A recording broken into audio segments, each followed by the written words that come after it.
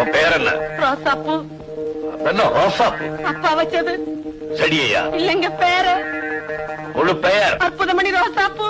அதென்ன அற்புதம்? நடமாட்டத்துல பொண்ணுங்க, நடவடிக்கையில ஆணுங்க, தட் இஸ் தி அற்புதம். நம்ம பழைய ஆளு அப்படித்தான் கிண்டலா பேசுறாங்க. ஃபாதர் கொலையை பத்தி உனக்கு என்ன தெரியும்?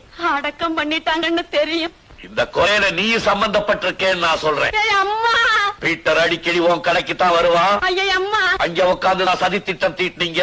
ஐயா அம்மா, அவன் வேணுங்கிறவங்கிறதுக்காக அவனை நீ மறைச்சு வச்சிருக்க.